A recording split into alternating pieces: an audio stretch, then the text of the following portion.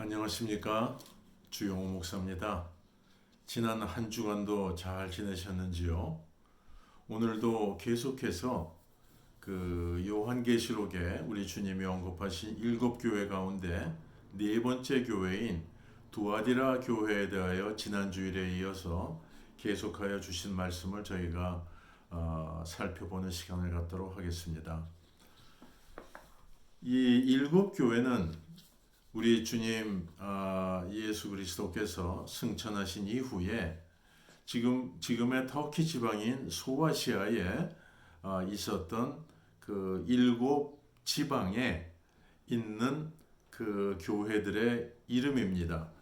그러나 신약 성경에는 이 7교회 대부분이 이 에베소 교회를 빼고는 그곳에 교회가 있었다라는 이 언급이 없는 그러한 것이 사실입니다. 하지만 그곳에 7 도시가 분명히 있었고, 도시가 있었기에 아마도 이 예수 그리스도를 믿는 성도들이 그곳에 살고 있었을 것만은 분명합니다. 하지만 그곳에 우리 주님께서 바울 서신을 통하여서 주신 언급된 그 교회들에 주신 서신서와 같은 그러한 서신서가 전혀 없고, 이곳 계시록에만 그곳에 있던 7 도시들 중에 그 이름을 가진 아마도 그 성도들을 향하여 주신 말씀일 수도 있다라고 저희가 생각을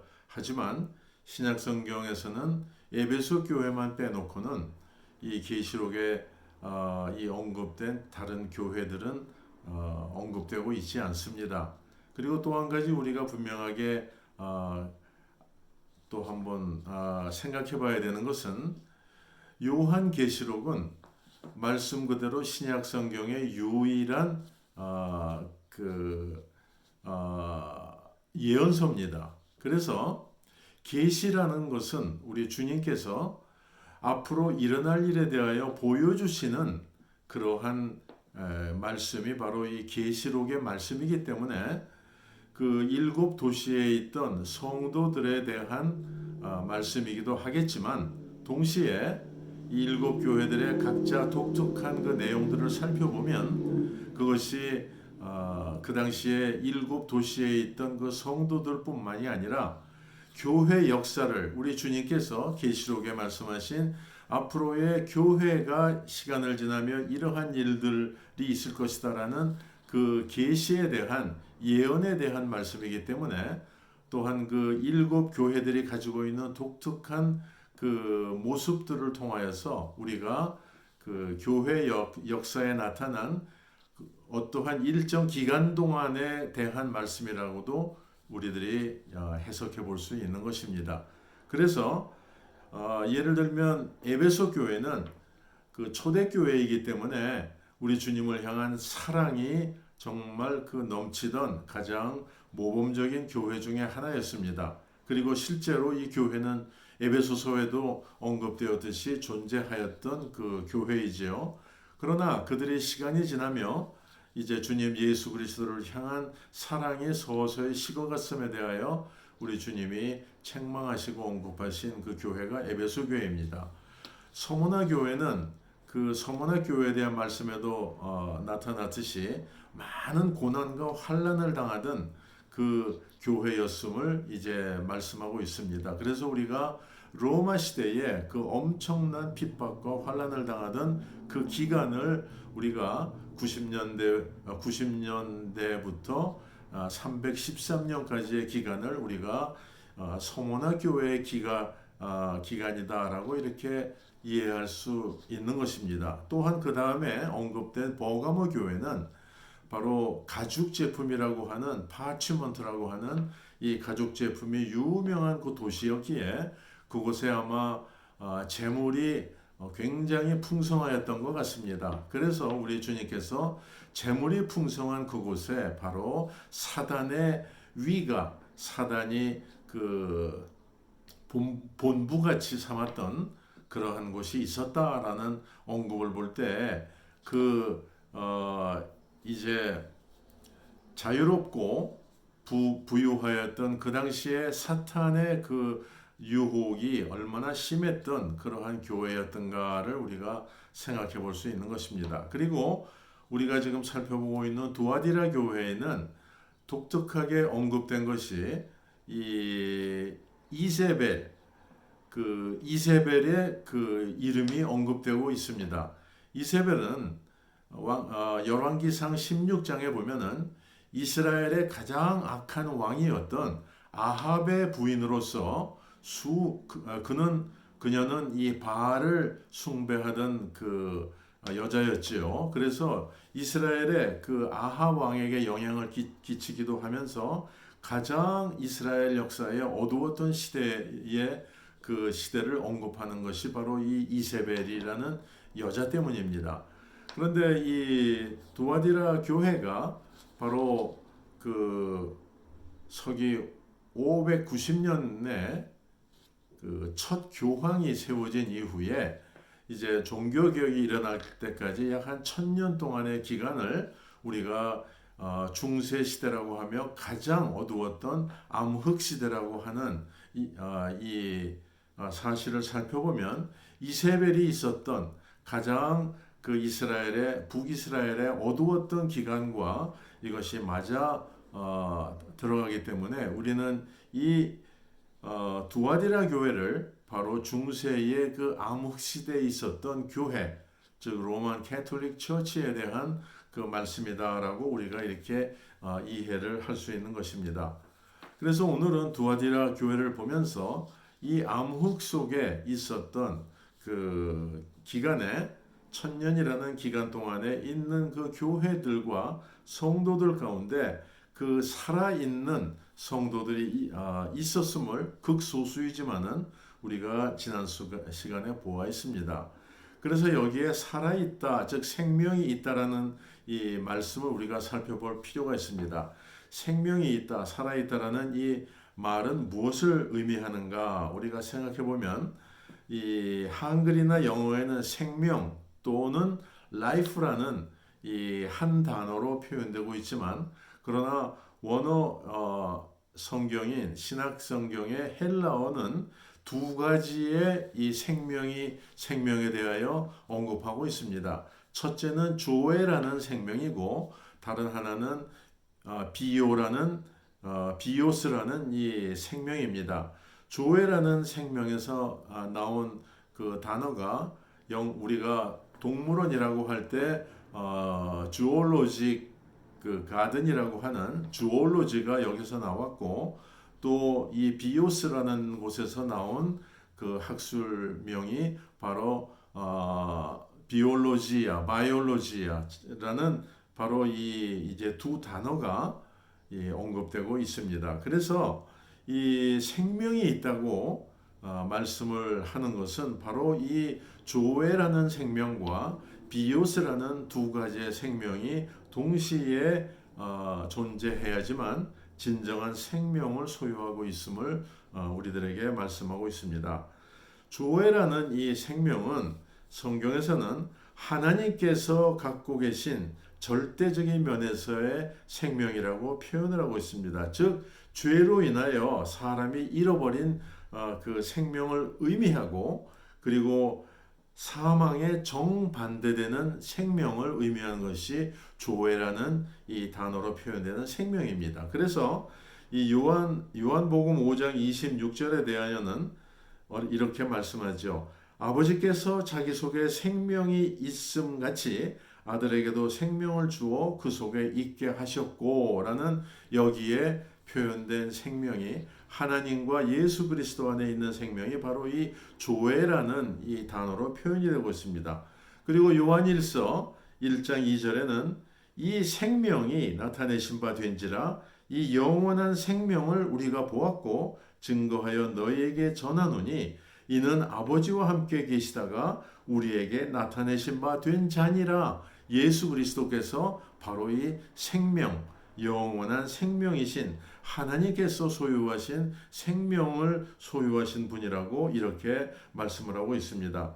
그리고 또한 이 에베소서 4장 18절에도 어떤 말씀을 하시냐면은 이방인에 대한 말씀인데 저희 생명이 어두워지고 저희 총명이 어두워지고 저희 기간이 있는 저희 가운데 있는 무지함과 저희 마음이 굳어짐으로 말미암아 하나님의 생명에서 떠나 있도다라고 하면서 이 에베소서 4장 18절이 이 이방인들 이 하나님의 생명, 예수 그리스도의 생명이 없는 자들에 대한 이 말씀을 하고 있습니다. 그래서 예수를 믿지 않는 사람들은 하나님의 생명에서 떠나 있다라고 이렇게 말씀하고 오직 예수 그리스도를 자신의 구주로 영접함으로 죽음의 권세를 이긴 그리스도인들만이 소유하고 있는 이 특권적인 생명이 바로 하나님과 예수 그리스도의 생명인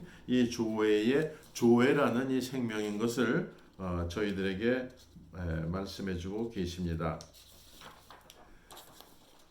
그리고 다른 생명인 비오스는 광범위한 면에서의 일반적인 생명을 지칭합니다. 그래서 이 동물에 대하여서 이 생명에 대하여서 연구하는 바이올로지 이가 바로 이 단어에서 나왔는데 그 생명입니다. 그래서 세상에서 인생을 살아가는 동안에 행하는 삶의 방법에 대한 것이 바로 이 단어가 표현하고 있는 그 내용입니다. 그래서 예수가 없는 사람은 하나님이 소유하신 절대적인 생명은 없지만 오직 이 세상에 존재하는 동안에 소유하는 비오스라는 이 생명만 있기 때문에 주님은 마태복음 8장에서 하나님을 떠나 영혼이 죽은 사람들을 죽은 자들이라고 이렇게 표현을 하시는 바로 그 생명입니다.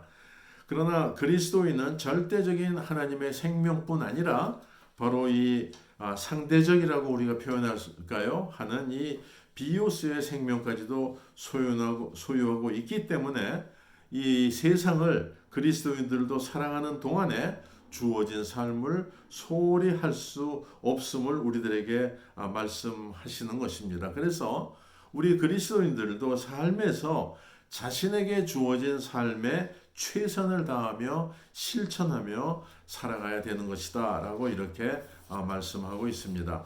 그러면 이 절대적인 생명과 일반적인 생명을 동시에 소유한 이 그리스도인들에 대하여 주님이 언급하신 6가지의 신앙의 그 요소들이 있지요. 고린도전서 13장에는 믿음, 소망, 사랑 이 3가지만 언급되고 계시지만 본문에서는 소망은 언급이 안 되지만 인내라는 이 말씀이 언급되어 있습니다. 근데 사실 살펴보면 인내는 소망과 연결된 것이지요. 그래서 이곳에서도 역시 믿음, 사랑, 소망이 동일하게 언급되고 있는 것입니다. 그래서 바로 이 믿음과 아가페적인 사랑과 하나님에 대한 소망이 오직 성도들만이 소유하고 있는 절대적인 생명인 조의 생명의 부분이라는 것입니다. 하면서 야고보서 2장 17절은 우리가 아무리 믿음과 사랑과 소망에 대한 확신이 있다 하여도 실천함이 없으면 죽은 신앙이다 라고 이렇게 말씀하시죠. 그래서 그러면서 주님은 본문에 2가지의 종류의 실천을 언급하고 있습니다. 즉 사업이라고 번역된 에르가라는 이 행함과 행함은 성도의 복음 사역과 또 교회 등에서 일하는 그러한 그 일함 사업이 에르가로 표현되고 있습니다. 또 하나의 이 주님의 말씀하신 이 실천에 대한 것은 섬김이라고 번역된 디아코니아라는 이 단어로 바로 교회의 그 디컨 즉 집사들로 표현되는 다른 사람들을 섬기는 이 하스피탈리티에 대한 이 말씀입니다. 그래서 바로 성도들은 아무리 교회에서 많은 일을 하고 주님의 복음 사역을 한다 할지라도 성도 사이에 진정한 섬김이 없으면 진정한 그 신앙의 삶이 아닌 것이다 라고 이렇게 표현하고 있는 것입니다. 즉 비오스라는 생명이 결핍되어 있는 것이다 라는 것입니다. 그래서 사람들에게 보여지는 공식적인 그 일에는 열심히 내지만 사람들 눈에 띄지 않는 뒤에서 조용하게 섬기는 이러한 일에 관심이 없는 경우는 비오스의 생명이 결여된 완전한 생명을 소유한 것이 아니다라고 이렇게 말씀하고 있는 것입니다. 그리고 또 한 가지 요소는 변화되어가는 이 신앙이어야 된다라는 말씀입니다.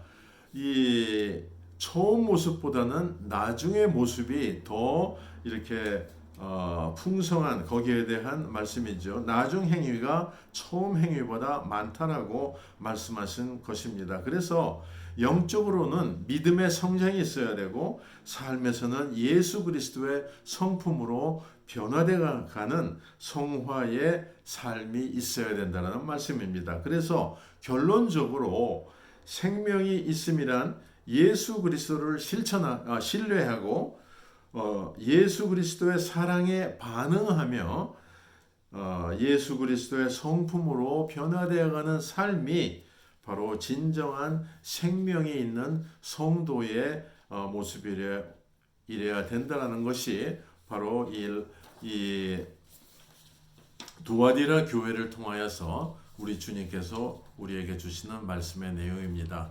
이러한 생명이 있는 삶을 살아감으로 인하여 우리 주님을 영화롭게 하고 주님의 칭찬을 받는 우리가 되어야 되겠습니다. 오늘도 함께 하심을 감사드리고 주님의 축복하심이 항상 함께 하시기를 주님의 이름으로 축원드립니다. 다음 시간에 또 저희들이 뵙겠습니다. 안녕히 계십시오. 감사합니다.